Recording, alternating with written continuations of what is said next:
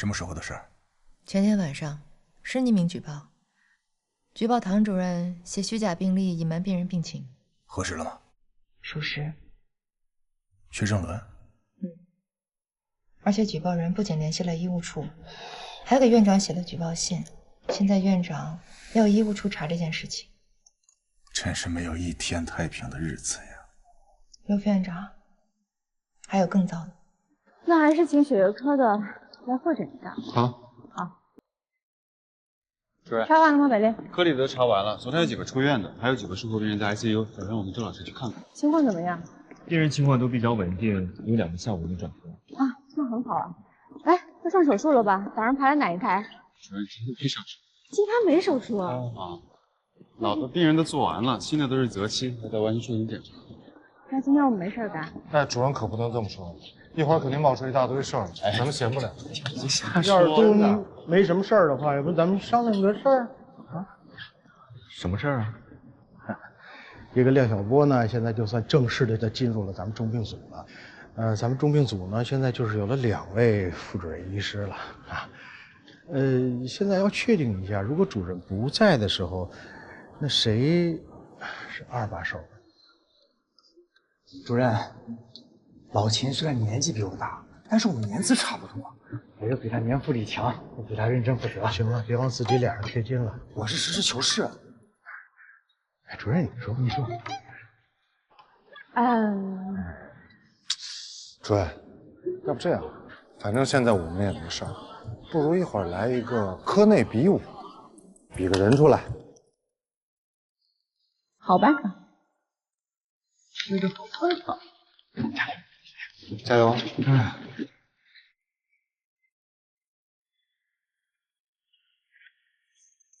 你我都知道，这些举报内容啊，都有内情可原。但是院长非常重视这件事情，还有写虚假病历的事。那我们预估一下最坏的结果，处罚是什么？免中心主任一职，停手术6个月。不能硬来，以免两败俱伤。我先去调停一下，兴许有转机，但是一定得瞒着唐佳宇。但是院长只是在调查结束前，让医务处来监管唐主任所有病案，禁止高风险的手术。如果我们要监管的话，唐主任不可能不知道。那你就秘密监管嘛，你常年在医院里管东管西的，大家都习惯了。那要是他起疑呢？那也得瞒着他。你想，以他的性格，万一知道了，说不定要惹出更麻烦的事，那时候更难解决了。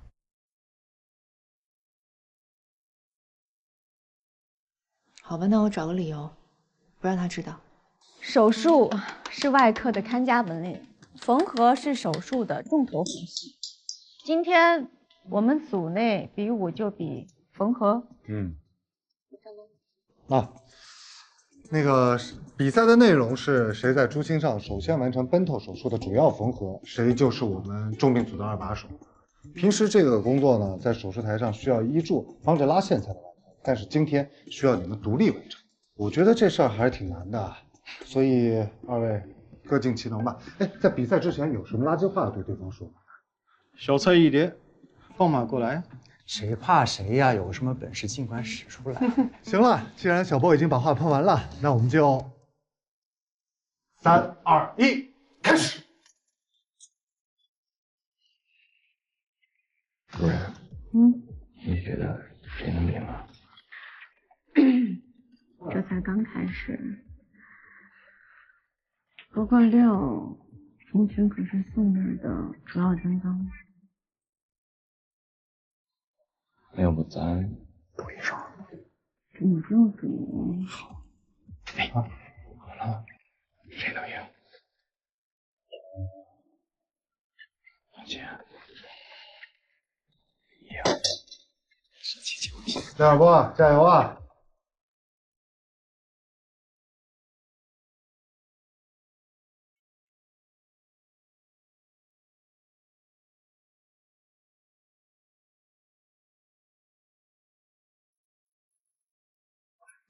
完成，我也完成了。你要啊？那我们要看看技术。来，对，行。虽然你们的时间一样，但是手法上还是有区别的。根据这个技术上，我们分个高下。今天的获胜者是秦大叔。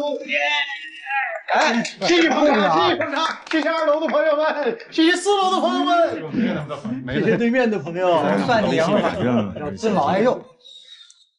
你们是不是转账转什么账？哎，没事。不，老秦是这样，刚才比赛之前我们都下注压你了，只有主任压了廖小波。哎，我说唐主任，怎么会这样？你对我这么没信心吗？啊？哎呀，我还有点事儿啊，我去处理一下。你还有什么事儿？你没想到啊，主任原来这么欣赏我啊！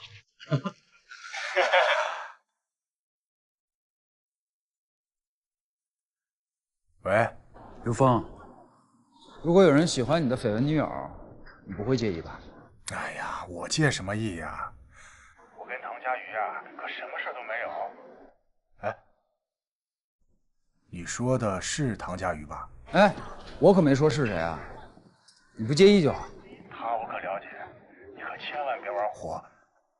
喂。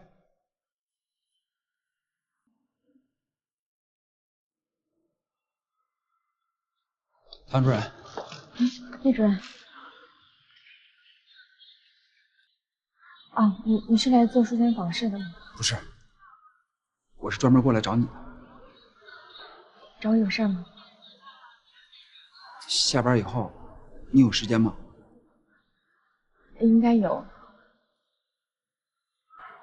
我有话想跟你说。一鸣，我跟你说过了。我有不可以的原因，我知道，我不在乎。那我今天也有件事情想告诉你。行，我等你下班。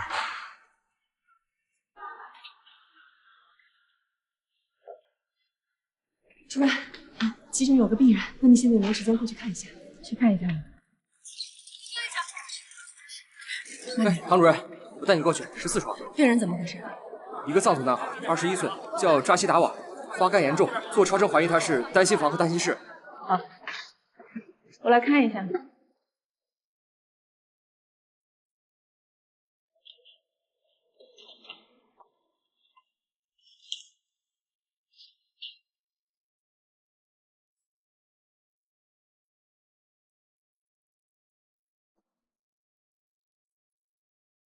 看到了吗？这儿。还有这儿啊，看一下，扎西达瓦，你这是一种先天性心脏病，叫单心房单心室。正常人都是有2个左右的心房心室，但你只有1个心房1个心室。给你打个比喻吧，别人都是2室2厅，但是你只有1室1厅，而且你的静脉血、动脉血混在一起，造成缺氧。你之前有确过诊吗？没有。小时候家乡卫生院的大夫说我心脏不好，我以为长大就好。你们要尽快通知病人家属，他这种情况要尽快手术的。手术？可我家人都在很远的地方。医生，你是不是搞错了？扎西他只是脸有一点黑而已。对啊，没这么严重吧？你怎么了？哪不舒服呢？啊？室颤，马上除颤。哎，你们先说，病人要抢救了，来，快啊2把胶耳，给电，清场。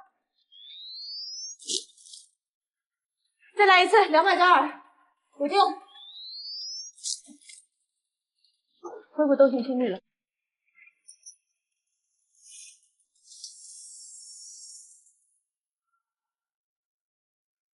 吴护士长，欧阳处长，有事吗？准备一下重病组成立以来所有病案的护理记录，医务处要用。是要评经典病例了吗？啊，不是每年都评吗？今年重病组是种子选手，医务处要做筛选。好，没问题，我一会儿就去准备。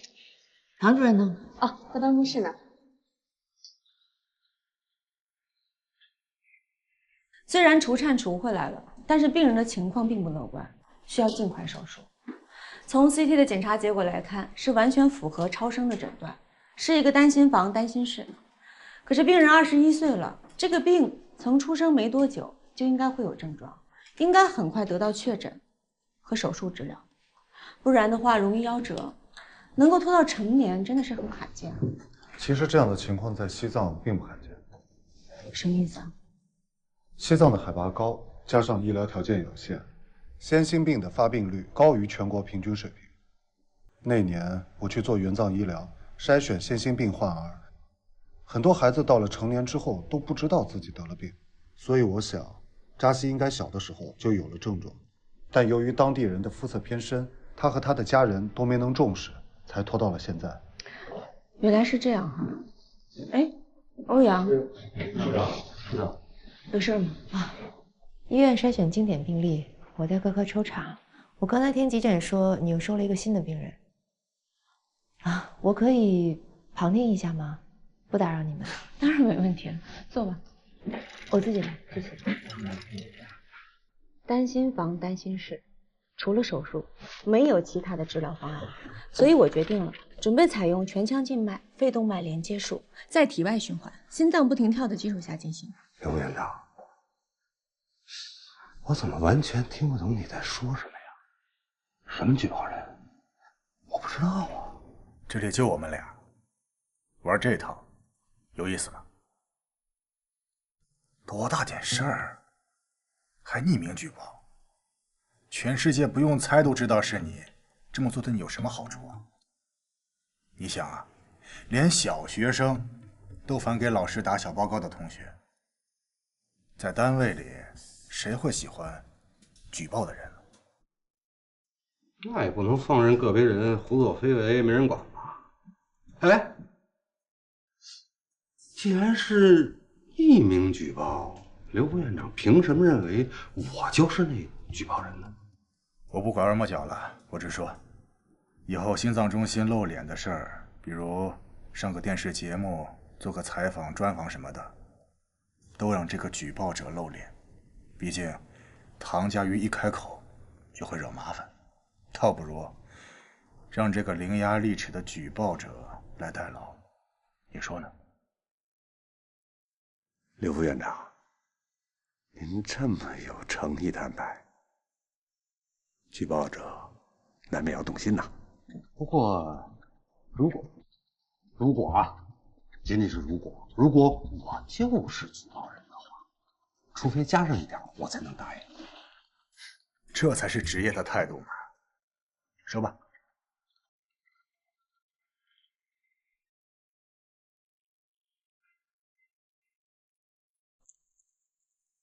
你好，王工程师。你好，欧阳真宇啊，你也可以叫我欧阳处长。你是来拿协议？对，你和安和医院合作研发人工心脏的协议，电话里说你已经研究过了，同意签字，现在可以给我了吗？你先别急，我跟你分享一下我的研究成果。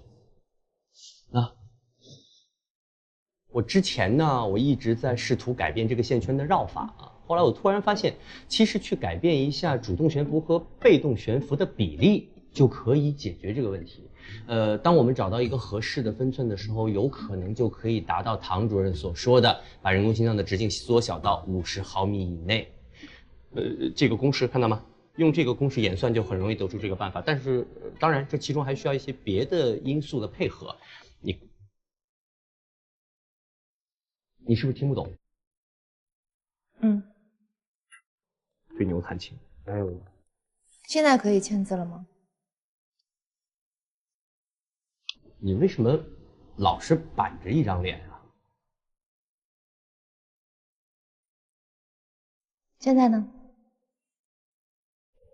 可以签字了吗？啊，我已经签完了。那，王工程师。我希望你以后少关心别人爱不爱笑、笑不笑，多关心一下人工心脏的研发问题和进展问题。虽然唐主任认可你，但是我对你能否研发出这么先进的医疗器械深表怀疑。你这是偏见，而你是傲慢。我有傲慢的资本。不管你信不信，我一定能够成功。你拭目以待。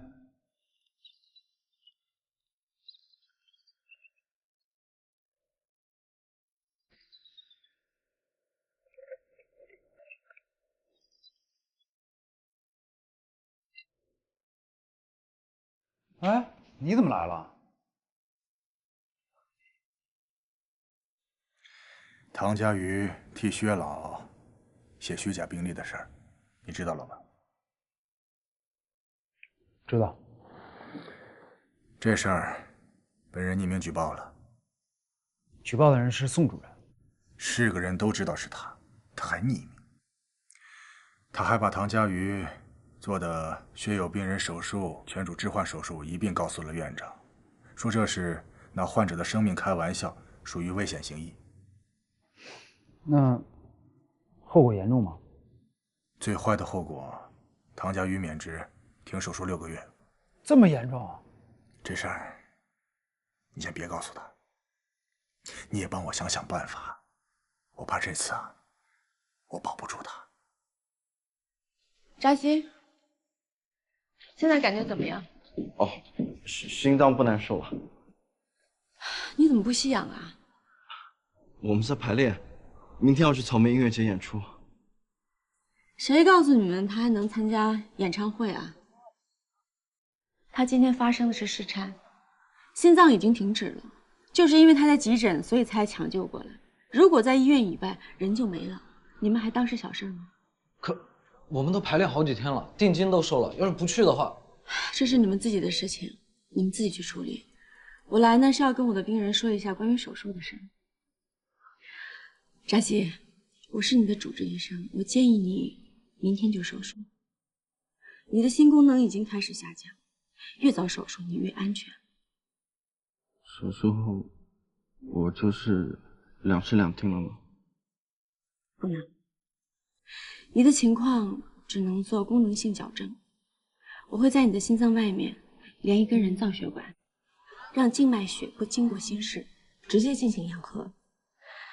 虽然你这样做还是一室1厅，但是你的心功能跟正常人相比，差别不是很大，而且你的肤色也会慢慢恢复正常。不行啊，医生，他是我们的主唱。跟你们说实话，他近期内都不能再唱歌了，明白吗？可是，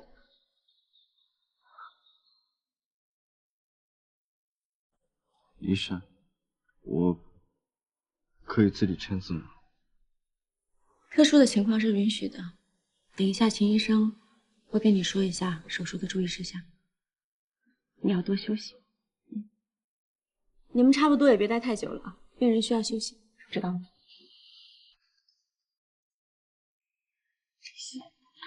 明天我不能和你们一起登台，你们3个人先去吧。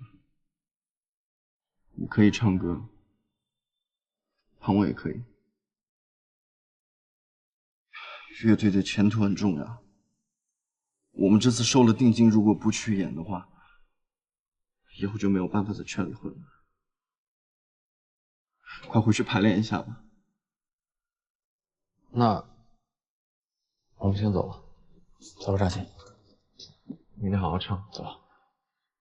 有事给我发微信。你们好好排练，明天唱好一点。主任，你要的东西都拷在这上面，全在里边了吗？嗯，只要是你做主麻，唐主任做主刀的手术，病人和手术资料都在里面。谢谢。主任，你先忙着啊。哎。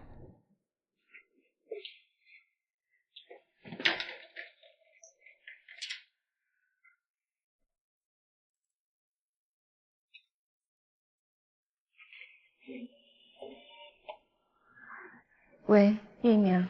哎，不好意思啊，我今天晚上有点事儿，咱们改天再约好不好？好，那我们就改天再约。拜拜。主任，有时间吗？我想跟你说个事儿。什么事儿？顾阳处长早上来说要评经典病历，让我准备一下。当时我一听就觉得有点奇怪，平时评经典病历都是在年底的，正好呢，住院有个同学在医务处工作，我就让他私下打听了一下，结果这一问才知道，是医务处在查你。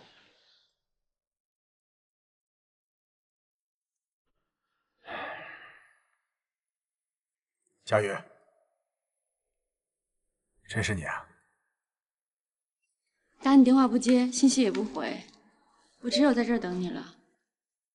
你打算什么时候告诉我啊？匿名举报的事儿。我查了病历资料库，发现学长伦的档案被封存了。我以为我来了安和那么久，大家也建立了该有的信任，没想到还跟刚开始一样，还是被你蒙在鼓里。我不是在瞒你，我是在想办法。如果能解决，就不用告诉你，影响你工作的积极性。作为管医疗的副院长，还有你的朋友，我是在保护你，你感觉不出来吗？但是现在我也没有办法了，除非什么？除非你当着全中心同事的面，就抢送保德病人的事儿向他道歉。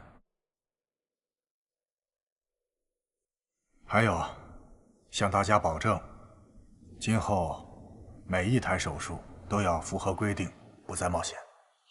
果然是宋保德。不做冒进手术，刘峰，你不觉得这很可笑吗？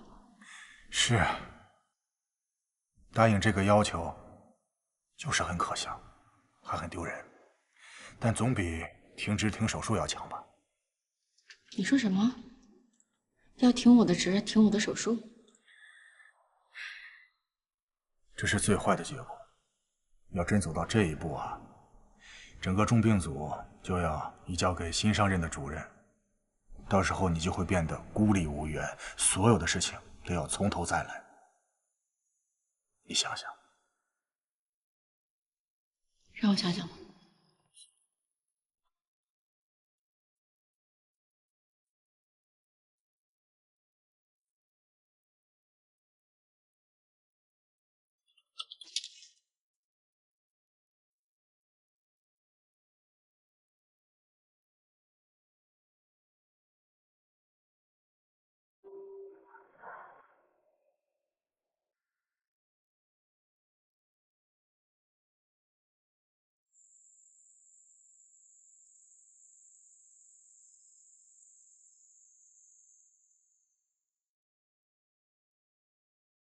喂，刘峰，你安排一下吧，我可以道歉。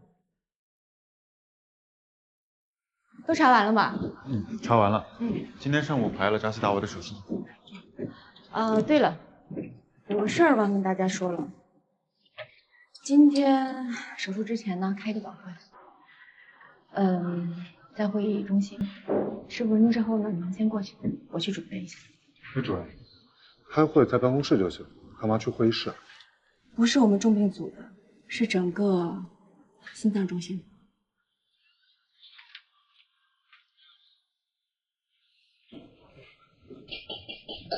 兄弟们，通过层层关系，终于打听到了这次开会的目的是什么。我要不说，你们想破脑袋都想不到。说呀！哎呦喂，你要噎死我呀！你赶紧的，你们好歹尊重一下发言人好不好？是有人匿名举报唐主任，说他给病人写虚假病历，还抢病人，给血友病患者做高危手术。这次开会的目的，就是为了让他给宋主任道歉。嘿，匿名举报，然后让人实名道歉，真行。哎，不对，这事儿别人怎么会知道啊？龙龙，和这假病历的事儿你早就知道了是吧？不是这样，您别误会啊。主任当时是怕牵连你们，我呢又怕他一个人承担不来，就非得跟他去。但是我说实话，这事儿除了我跟主任还有薛老知道，其他人都不知道，特别是宋保德。是我告诉宋保德的。哎，这事儿你这么干可不地道了啊！哎，你过分了你！廖主任，你干脆改名叫府志高算了。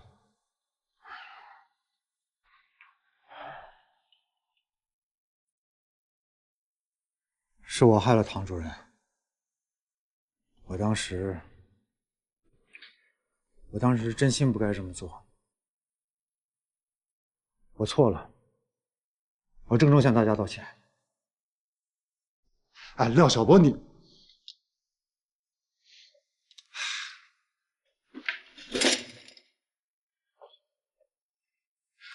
起来了，椎间盘突出了，我们还得给你送骨科去。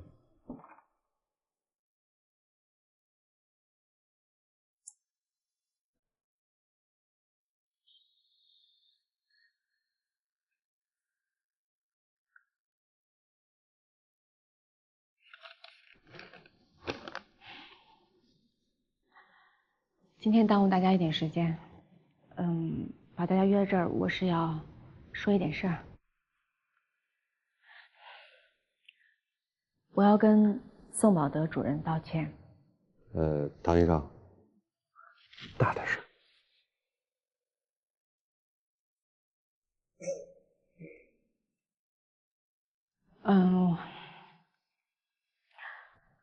我要。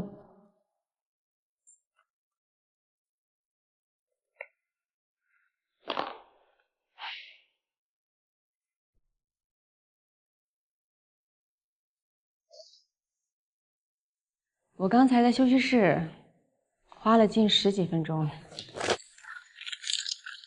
写了3行字，但是这3行字都不是我想说的话，所以我打算不说了。今天把所有中心的人请过来是这样的，宋主任说让我在这儿约上我们中心所有的同事，当着大家的面给他道歉，说我抢了他的病人。我记得上一次也是在这间会议室，会议上选择了我的手术方案。我不知道这个抢病人之说是从何而来的。宋主任还说让我当着全中心同事的面说，从今以后不可以再做冒进手术。可是心脏外科就是因为有人冒进才诞生的。外科之父比尔罗特曾经说过一句话，在心脏上做手术是对外科艺术的亵渎，任何试图在心脏上开刀的人都会身败名裂。所有人都认为没有人可以在跳动的心脏上做手术，可是布莱洛克后来才冒进的发明了 BT 分流术，他找到了解决法罗4联症的办法。事实上，任何一次心脏外科的进步，都是因为一个不安分的外科医生突发奇想，大胆妄为。医学就是一个挑战不确定的学科。今天你让我绑住我的手脚，只做有把握的手术，对不起，宋主任，我做不到。我不但做不到，我还会鞭策我自己，千万不要往这个方向发展。今天确实应该跟宋主任道歉，要说句对不起，宋主任，我抢了你心脏中心主任的位置。还有，对不起，老天没有给你足够的胸怀让你接受这一切。还有一个对不起，结果最终选择了我，而没有选择你。但是就这一段时间我对你的观察，以一个外科医生的标准来衡量，我不认为在全世界任何一家医院，我的职位应该比你低。好了，该说的我都说完了，谢谢大家。唐主任，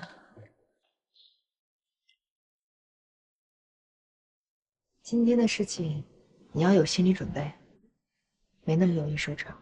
既然你知道实情，昨天来调查的时候为什么不说？我没想到你会蒙我。你这么做跟宋宝德有什么区别？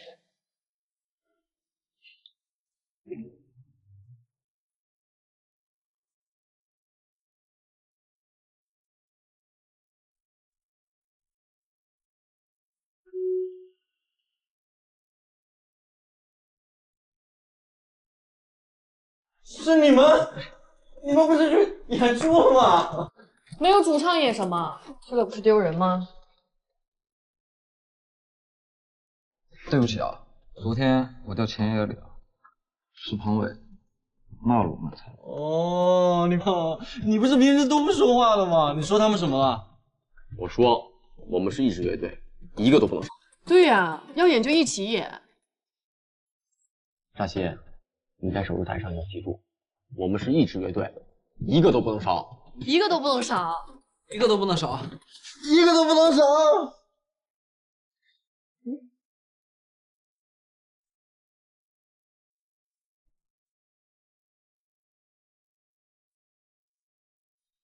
你们说，怎么会是这么个结果啊？都怪我。现在不是怪谁不怪谁的问题，我们得想想办法，不能在这儿等死啊！办法肯定是有，就看各位豁得出去豁不出去。老秦，你说，唐医生如果被撸下去，肯定是宋保德来接任。保险一点的话，咱们就静观其变；要是冒进一点的话，主任，主任，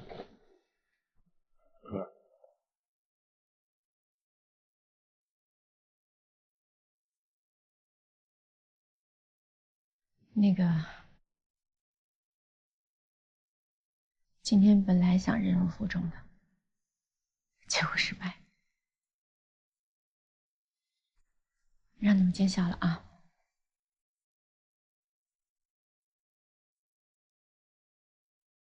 我听白丽说，你们都知道我被查的事情，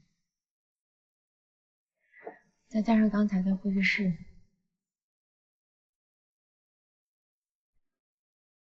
估计不好收场。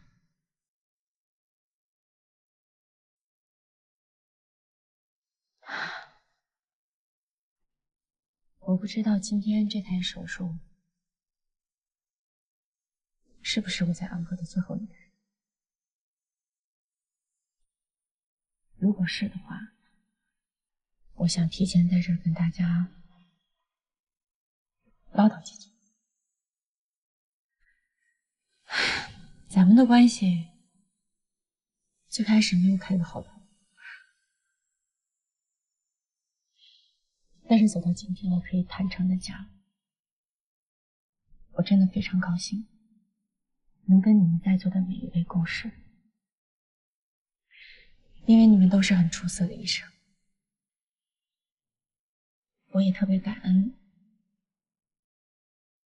在我人生很特殊的时期遇到你们。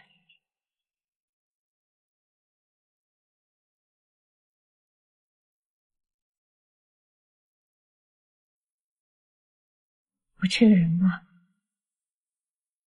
脾气不太好，所以我特别感谢这段日子你们对我的包容，真的谢谢。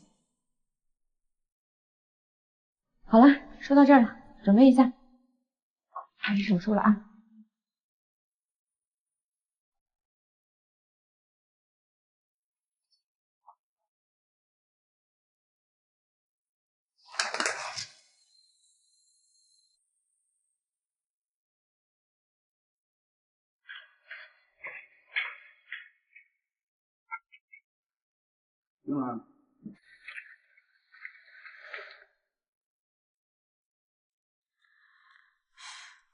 唐主任，叶主任，看来你应该也知道了。你是说宋主任道歉视频的事儿？全院都知道了，有人录了视频。看来安和真的很八卦。改约在今天晚上可以吗？我是说，昨天的约定改在今晚。好。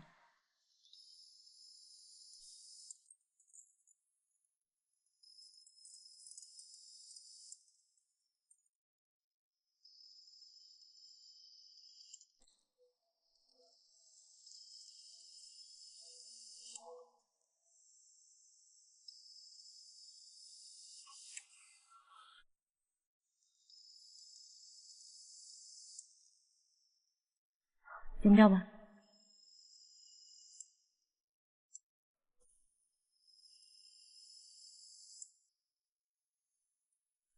上下腔静脉缝合完毕，准备开放血流。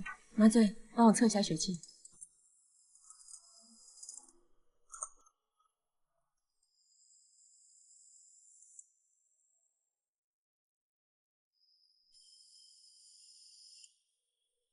没问题了。血气送检。好了，可以关胸了。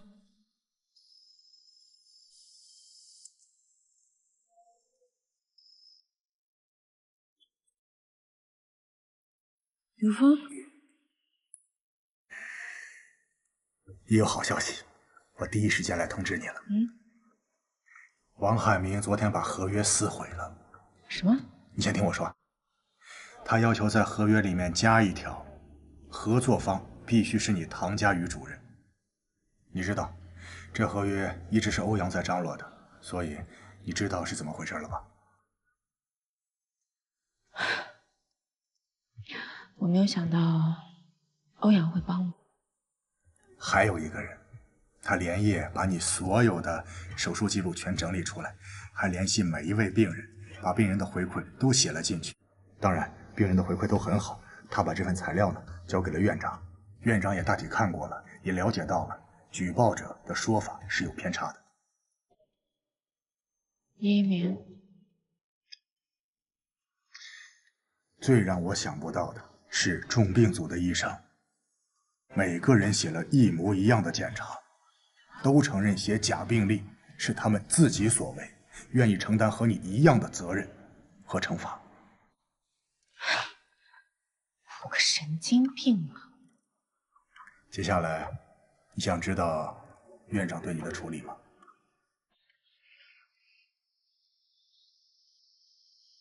进。欧阳，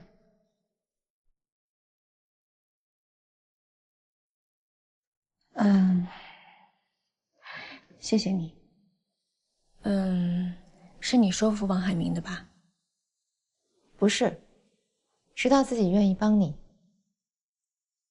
处理结果出来了吗？哦，罚我3个月奖金，全院通报批评。没有停手术，也没有免职。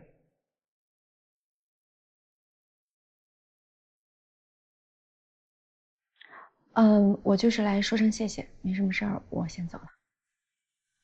唐主任，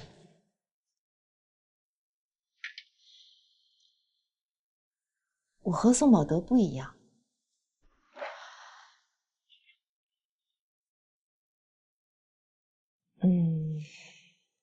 如果你愿意，我们可不可以试着向朋友的方向发展？就是那种比同事更近一点的关系。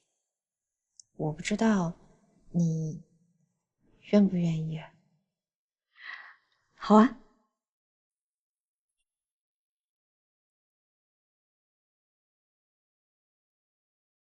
那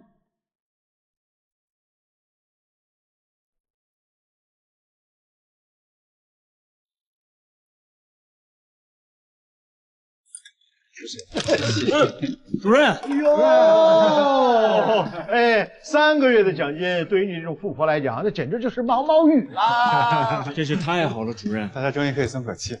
主任，我还得给你道个歉。哎，行了，别絮叨了。来，拿。就知道吃。哎，我听说是不是每次大手术之后，大家都得组局晚上吃吃喝喝庆祝一下？知道了，不用嘛，不用。不用啊。那我不知道今天晚上诸位有没有空？老地方，然后你们消费我买单。上道。谢谢主任。喂，这次是我想改下次约，因为我今天晚上有事儿，真不好意思。没事儿，要和重病组的人去庆祝吧。等你回来再说也行，我都在家。好的，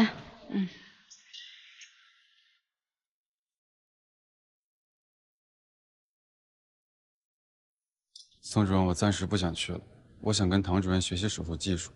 最好的老师已经在身边了，我就不舍近求远了吧。我特别想感谢这些年您对我的照顾，谢谢。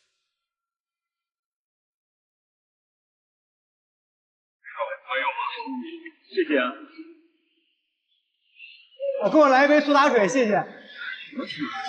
啊，不是啊，今天主任请客，你喝什么苏打？今儿必须让他喝一个。对，喝点喝点。我酒精过敏，真喝不了。酒精过敏怎么了？在座的都是大夫，谁都能抢救你，都能给你做人工呼吸。别让你俩争。哎，佳宇，我终于找到你。我去了安和医院心脏中心，护士们说你在这里，我就过来。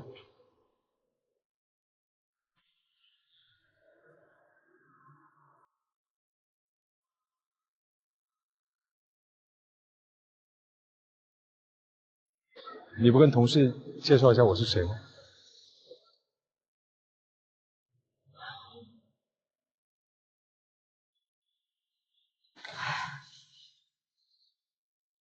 这是我丈夫。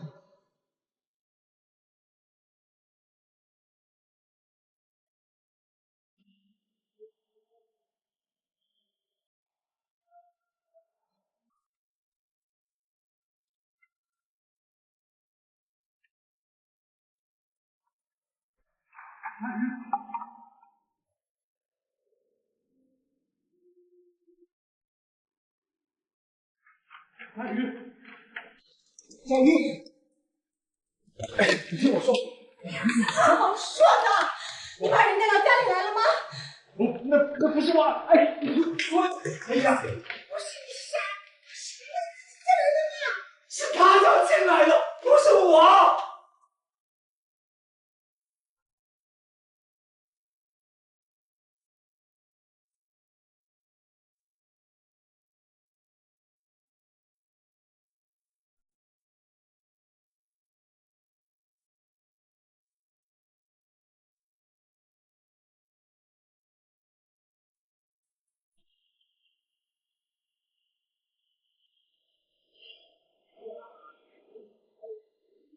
我好想你。谁让你来找我？别这样，我下了飞机就赶过来。就算有什么误会，咱们不能好好聊聊？这是误会。这既然你是想当什么都没有发生过。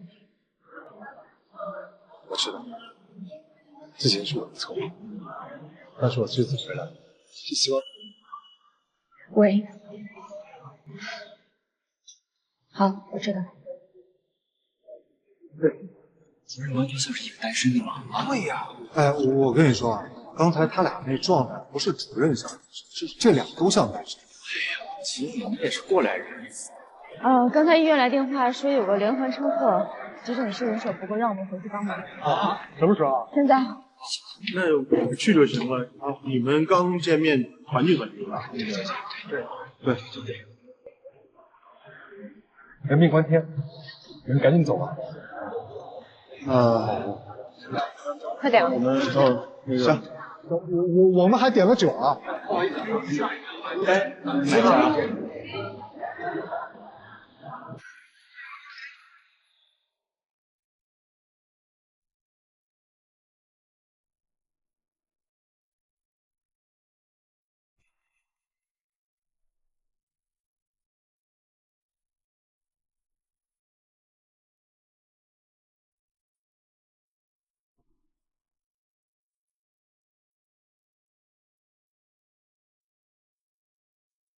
喂，好，知道了，我马上到。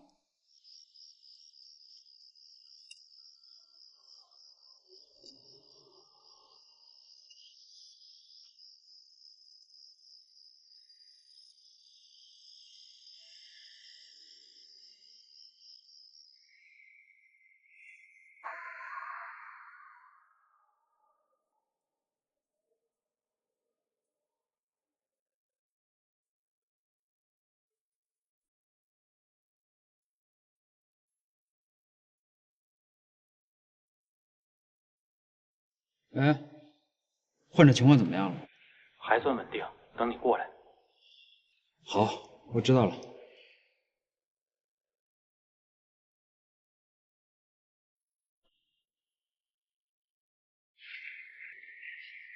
杨主任，就这个。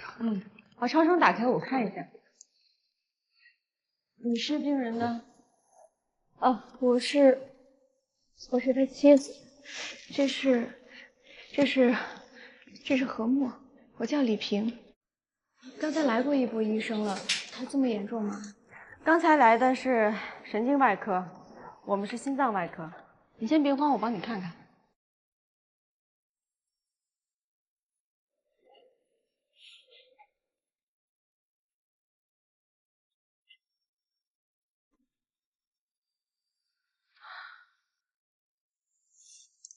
是二尖瓣腱索断裂导致二尖瓣反流，需要手术修补。哦，那这样，唐主任，这面的交给你了，你留俩人，剩下给我，我那边人数也不够啊。那就龙向东、江百烈留下，你们几个人过去吧。走。龙向东，要马上把病人送到手术室，肯定是10万线线台，你跟崔主任说一下，我马上过来接他。我们就用介入修补吧，这样的话不用开胸少打肝素，不然脑出血控制不住，好吧？我去联系。你丈夫需要做开颅手术和心脏二尖瓣修补术，这2个都是大手术，所以风险很大，所以你要有个心理准备啊。一会儿我们的江医生会给你说一些细节，你要签一个手术同意书。请你一定全力救我丈夫。我们肯定会尽力的。还有刚才你跟这是你女儿吧，应该都在车里是吧？所以你们最好做个全身的检查，哪怕是身上没有不舒服也要做，避免一下内脏出血。在急诊做过了，朵朵医生说没事。那你做了吗？我也没事，您救我丈夫就好了。都做过了是吧？那剩下交给你了。主任去。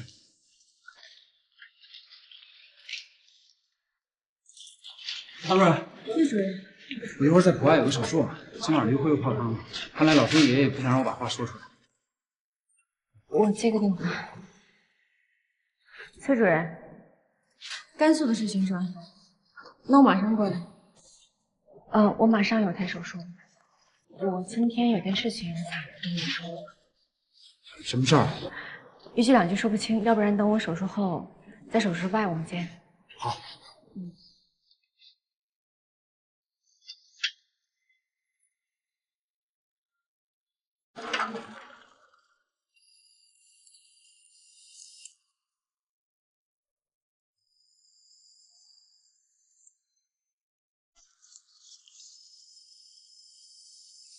好了，导丝已经进入左心室。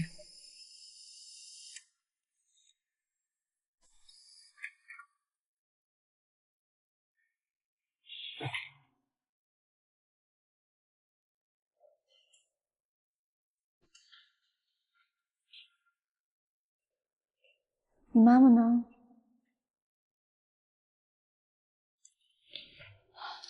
我是你爸爸的医生，刚才我们见过的。我妈妈去交费了，让我在这儿等她。哦，那你乖乖的等妈妈吧。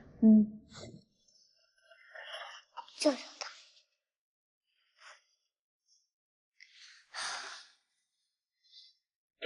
你爸爸手术很顺利，休息几天，慢慢就会好了。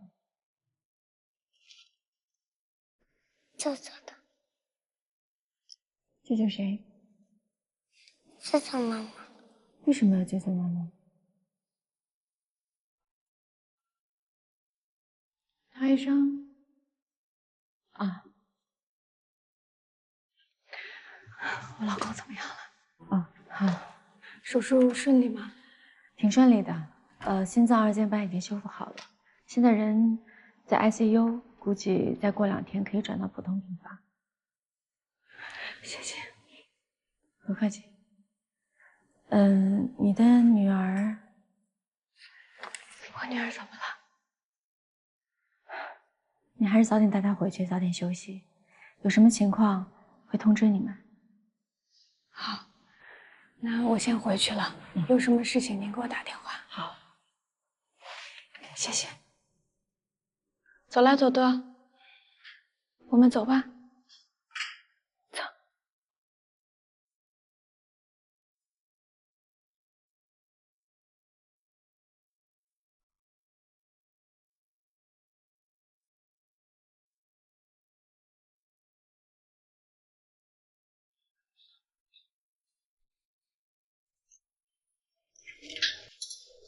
叶主任，你是当下手术吗？啊，普外那边又加了一台阑尾，问你能不能上？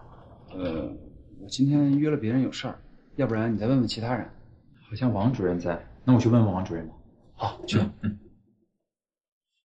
哥，你说咱们医院的人要是知道主任结婚了，会是什么反应？我估计啊，都会问出乐小波说的那句灵魂拷问：主任竟然结婚了啊！哎呀，其实主任结婚很正常，他条件那么好。是啊，可是刚才廖主任那下巴筋都快掉下来了。当时那样子其实挺逗的。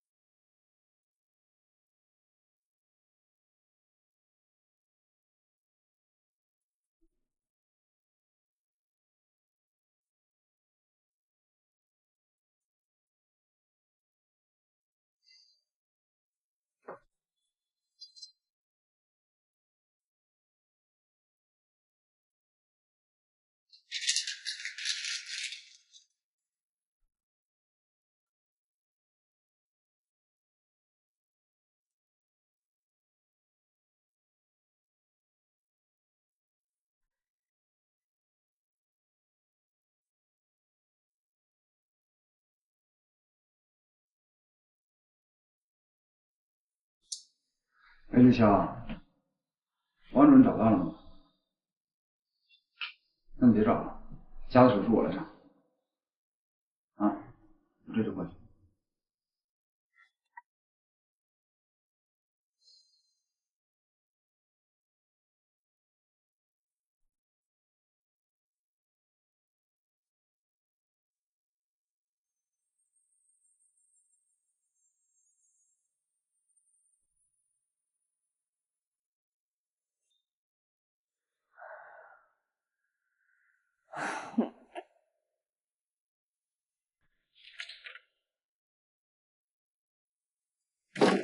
唐主任，哎，吕笑，叶主任还没下手术吗？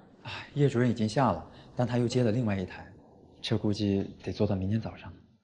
哦，是吗？你是找他有什么事儿吗？哦，没什么事儿，我一会儿也走了。行，那唐主任，那我就先回去了。好。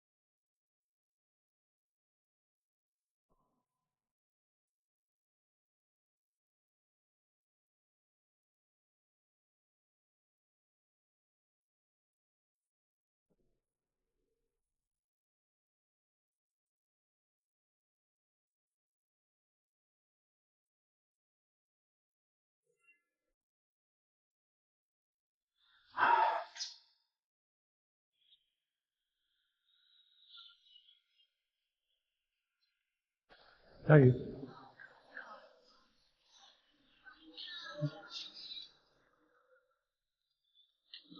还没吃早餐吧？你喜欢吃的芝士汉堡，在国内也开了分店了，我特地去买的。那，我早上很忙，我一会儿还要查房，我给你10分钟，你挑重点的说好了。10分钟怎么说得完？那就别说了。佳宇，我们至少现在还是夫妻，你不能一直不跟我说话。事情发生之后，你一声不响就走了，电话不接，微信不回，你知道我有多着急？你知道我报警了，是出入境管理局告诉我你回国了，然后再往下查，查不到了。赵西安，你怎么找到我的？你怎么知道我在这儿？我看到一个作家的直播，说你做手术救了他的命，我才知道你回安乐医院了。我想回来一个人静静，等我想清楚了，我会处理我们之间的问题，好吗？没问题，我可以等，你要我等多久都行，但首先你要告诉我。你知道，事情发生之后，我真的很抱歉。我回来就是想告诉你，我可以放弃国外的一切，只要你给我一个机会，我们就在这里重新开始。你开什么玩笑啊，张天？你为了我放弃你国外的所有吗？是的。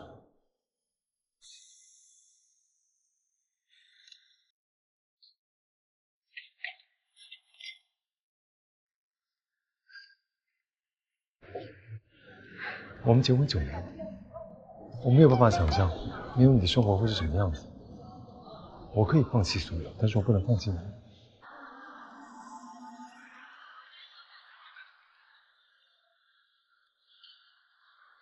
我爱你，再给我一次机会好吗？你爱我，我会做出那样的事情吗？你不要再出现了，好吗？让我一个人先静一静，谢谢你。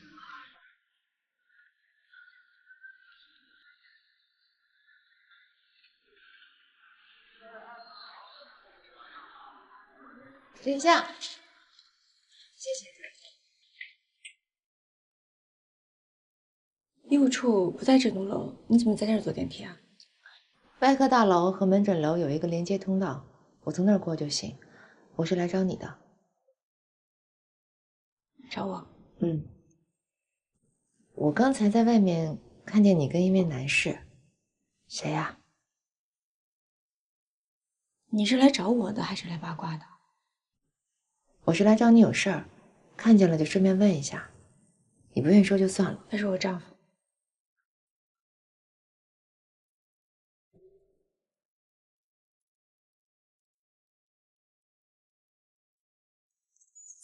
你结婚了？对，这有什么可意外的？当然意外了，全院的人都认为你是单身。不过你跟你老公确实也是郎才女貌。你们刚才遇到什么问题了吗？什么意思啊？好像看你们在吵架。我是急着来查房而已。哦，你找我有事儿？检验科那个小王大夫，就是你在社交网站上认识的。对，这2天他要了我的照片，还约我见面。我想问问我该怎么办。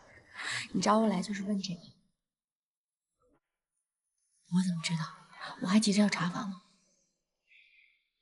耽误你时间了。欧阳。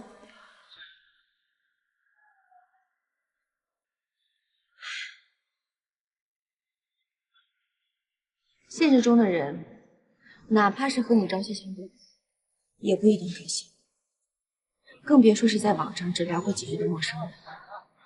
防人之心不可。如果你真的对他有感觉的话，那就约他见一下，见过之后再决定你们的发展关系。那要是见光死呢？如果真的是见光死，不见光也会死的，所以见一下是好事。而且，早死早超生。明白，试过了就不后悔。那我真的去查房了。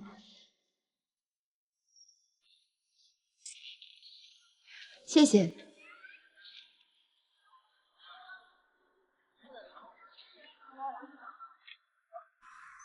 7床差不多，就让他先出院吧，没必要一直住着。家属说经济条件不太好，让他定期回来复查就行了。啊，给他省点钱。那我先去啊，主任。主任，哎，急诊来电话，问有没有看到昨天车祸患者何默的妻子李萍。我看到了，在 ICU 门口一直问何默的情况。急诊为什么问李萍啊？急诊说给他开了检查，结果他一项都没有做。昨天他们又太忙，都没能及时发现。刚才一核对发现，这个病人居然自己走了，一项都没看。可是他告诉我，昨天所有的检查都做过了。急诊那边很肯定，他一项没查，不过他女儿倒是都查了。这个人怎么回事啊？拿自己生命开玩笑吗？我去看一下。主任，我跟你去。好。妈妈，你吃个糖。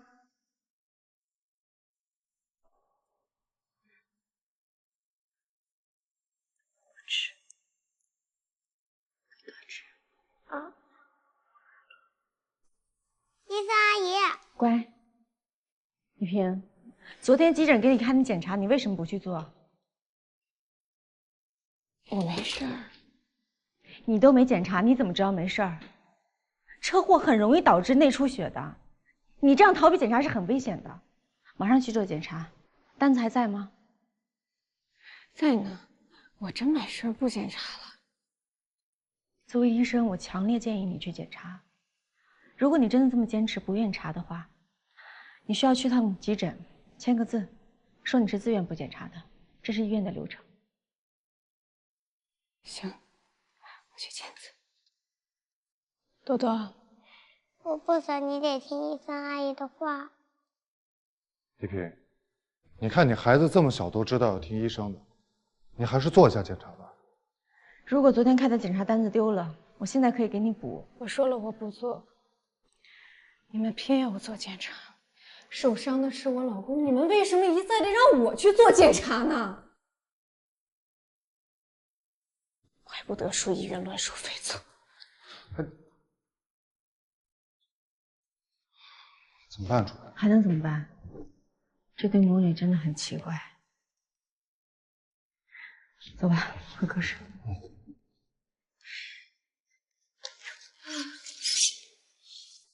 妈妈，你怎么了？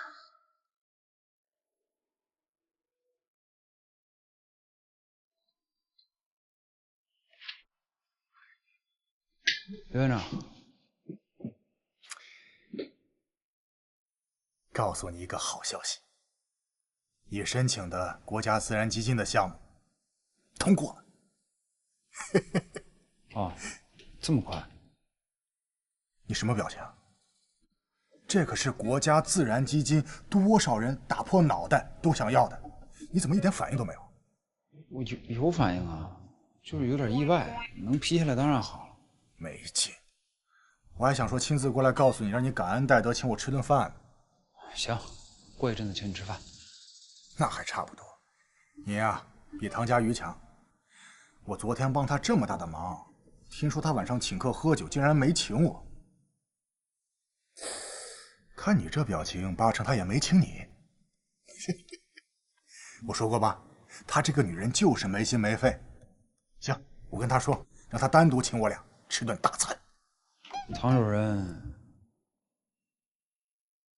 她丈夫回国了，所以她最近可能没时间到处请客。丈夫？也就是说，这个叫李萍的女人发生车祸的时候，主动脉已经断了。我的天，她怎么忍过来的？这很疼的。内膜跟中层全断了，现在只连着一层薄薄的外膜，外膜也破了一点，一直在出血。现在胸腔跟纵隔里全是血。今天也是因为失血性缺科才晕倒的。哎，这断的肋骨看着是旧伤啊，这小腿的骨折也是啊，肯定是刚愈合不久的。可是她为什么会有这么多伤？被她老公打的。我猜，她是不想这些旧伤被人发现，所以才拒绝做检查。还有，被殴打的女性对于疼痛的忍耐力是会增强的，所以她才从昨天忍到了今天。如果我猜的没错的话，李萍应该是一名家暴受害者。李萍，你不要动，你现在有内出血，所以不能乱动。我女儿呢？护士长带你女儿去休息中心吃东西了。我老公呢？你还问他？他都已经把你打成什么样了？我自己摔的，跟我老公没关系。你还瞒着呀？这 CT 上写的清清楚楚的。我说了，是我自己摔的。丽萍，你尽量不要激动，你的主动脉破了一个大口子，所以你需要尽快手术，换一个人工血管。可是现在的情况是手术室都满了，等第一时间有手术室了，我们会马上给你手术的，因为你的情况必须需要尽快手术，不然会有生命危险，明白吗？看来李萍是不打算承认被家暴。你今后要注意措辞，跟病人讲话。你刚才那样激怒他，如果他破口撕开大出血怎么办？对不起，主任，我知道我刚才没控制好自己的情绪，但真的是太可气了。是谁啊？如果不是自己身边的人亲身有过这样的经历，你不会对细节了解这么仔细。到底是谁？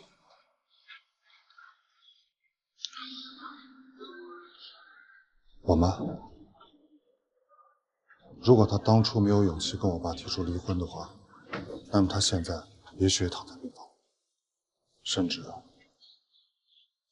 连命都没有。对不起，赶快去准备授权同意书，让李平签字。记住了，不要再刺激他。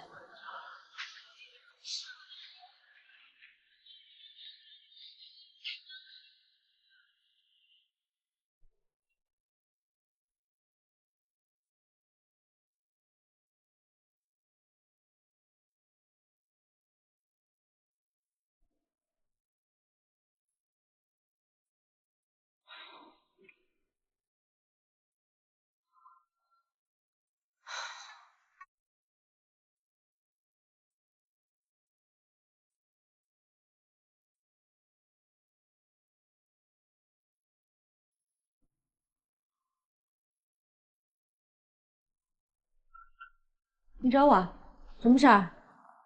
不会院长又后悔了，还是要听我手术吧？我要说的是你的私事。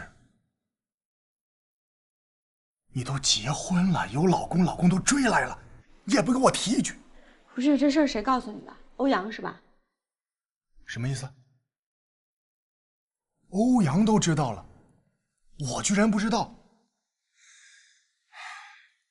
不是他说的，叶一鸣说的。叶主任知道了。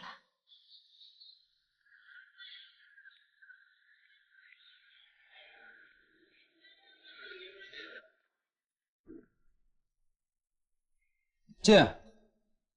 叶主任。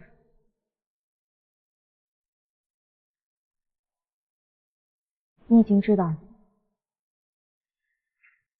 啊。本来想昨天晚上就告诉你，可是后来不好意思。不是，这是你的私事儿，你不用跟我道歉。可是那天晚上，这就是你说的那个原因吧？你介意的那个原因。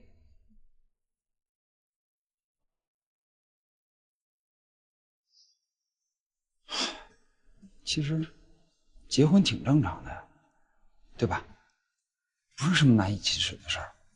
而且那时候你跟刘峰的关系被误会的时候，你就应该告诉大家，能省去很多不必要的麻烦，是不是？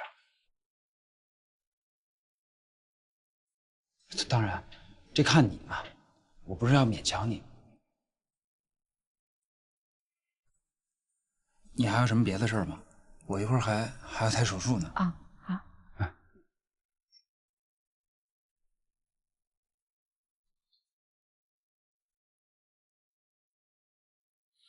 哎，你好，我姓麦的，催一下手术室，麻烦您跟普外说一下，我们这是一台主动脉手术，真的等不了，一有空台我们就得马上上，不然这病人分分钟都会有危险的。让他们普外的理解一下好吗？好，好，好，谢谢啊。哎，行，那我马上通知麻醉去接病人。这种情况你不能从这儿开始，不然你后面就没有办法下针了，要从这儿开始。可是这里好难啊。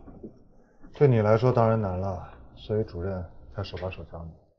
这是慢工作，所以你自己还要磨练自己，将来才能从这么高难度完成。不过现在要开始练，没问题。主任，有手术室了啊。不过今天手术太满，麻醉那边缺人，得咱们自己把病人送过去。这简单，我和百烈过去就行。好。不用了，龙向东陪我去就行。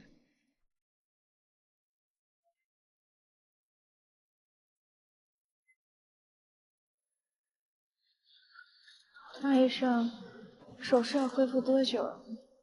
我妈明天才来。我女儿，你女儿现在有护士在照顾，明天就会让护士把你女儿交给你母亲，你只要负责安心的手术就好。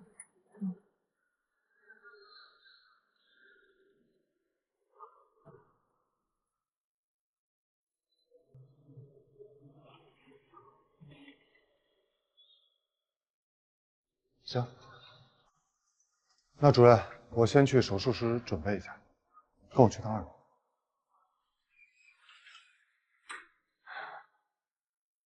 李萍，现在电梯里只有我们2个人。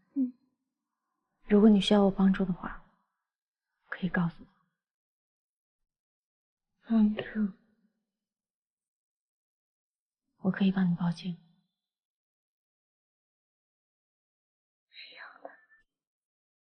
这么多年让爸爸都试过，再试试吧，试了才会有希望。我有人信。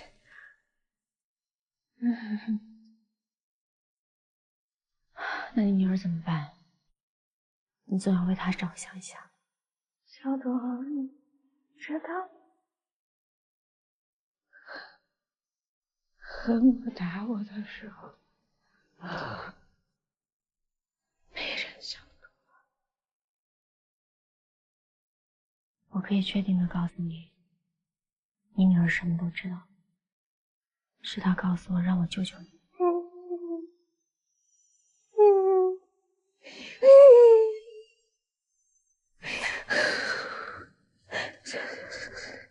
小朵，我女儿都知道。如果你愿意，我可以让医院给你做全身检查，确认你从前受过伤。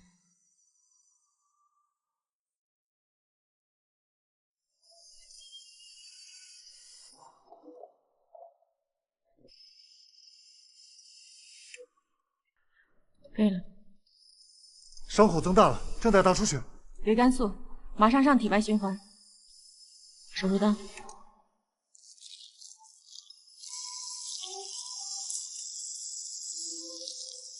电锯。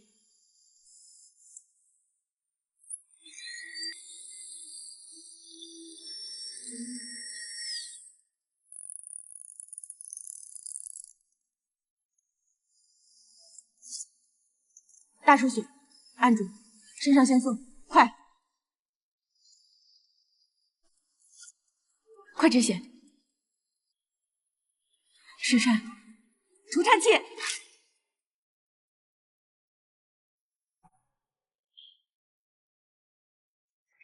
叶主任，排班表出来了吗？还没有呢。未来这段时间，不要排我上心外的手术了。主任，这心外是你专攻的领域，况且唐主任的手术一般都是我知道。我让你别排了，就别排了。哎，周护士，你先休息一下。好，我给病人做个检查。好的。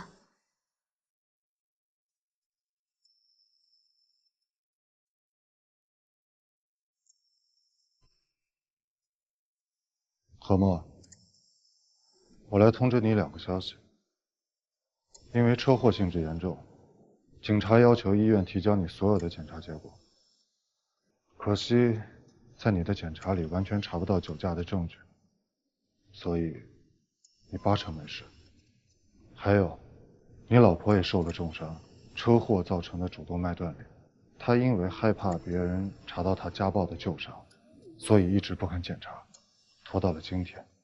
但是又赶上今天手术室满员，人刚送到手术室就大出血。虽然我们尽力抢救，但是人还是没了。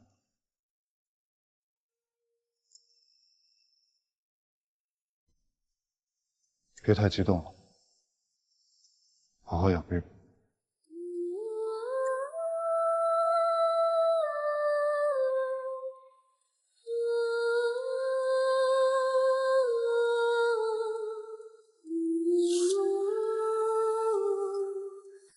医生，说什么？手结束了，别把我抱进来。好。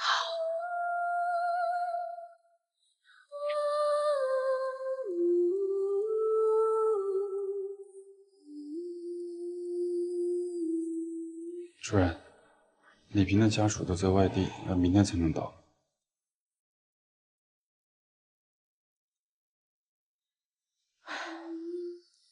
他都答应报警了，如果能再早10分钟手术的话，他昨天要是做了检查的话，这一切都不会发生。您别多想了，喝点水吧。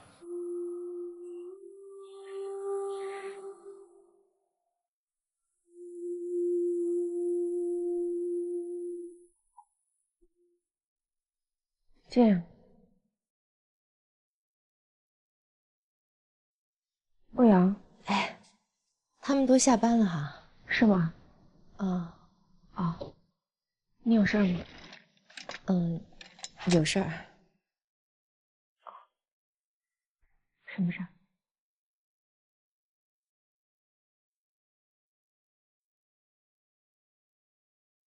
我给他发了照片，他约我见面。挺好的，走出第一步了。完了。啊？你怎么了？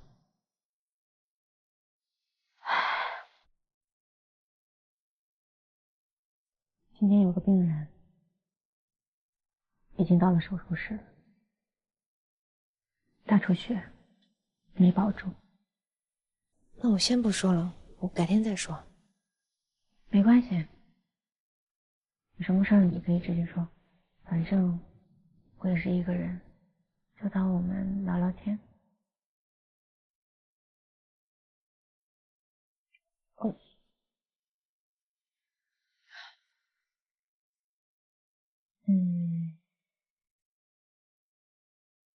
首先，我感谢你之前给我的建议。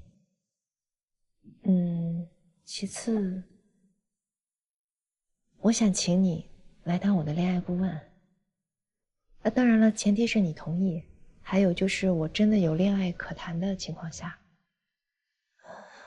我这个人一直单身这么多年，我对恋爱的经验只有从书本上得到的。这件事情是这样的啊，欧阳，你有什么需要呢，就随时找我。但是这个顾问，我这个人在感情方面一直也是一塌糊涂。怎么会呢？你看你跟你老公多般配啊，那你们一定很幸福吧？我突然想到一句话，就是今天那个病人跟我说的。其实每一段婚姻都有秘密，也不是所有的伤口都有那个必要遮掩。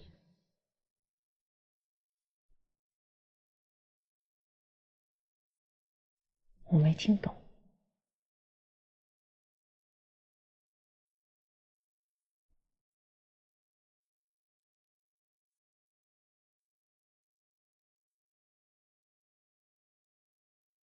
其实我老公出轨了。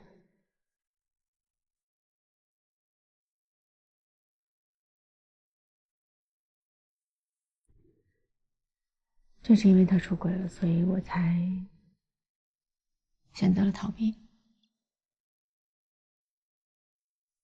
我一直在逃避，不知道该怎么面对。我真的从来都没有想过，那一幕就那样出现在我面前，当时的那种心情真的很难形容。我以为我回国，我能把自己一点点从那种很窘迫的境地里拉出来。好在我遇到了我们重病组，遇到了刘峰和你，还有我以为我已经好了，已经痊愈了，直到昨天晚上赵继然又出现在我面前。那一刻，他又把我带回到当时那种窘迫的状态，我心里真的太无助。当然我很难过，我也很愤怒。这不是你的错，但是我真的还是挺自卑的。我不是想有意隐瞒大家这件事情，可是我该怎么开口呢？毕竟是我的隐私，我应该怎么说？尤其是不知道该怎么跟他开口。其实你最想告诉的人，应该不是我。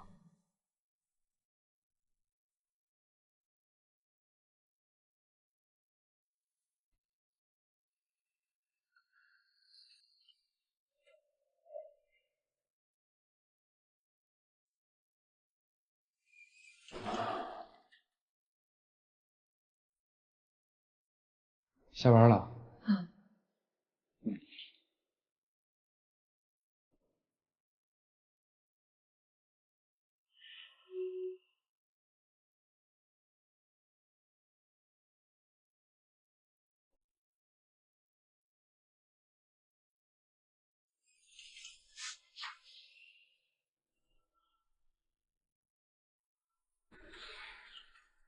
再见。再见。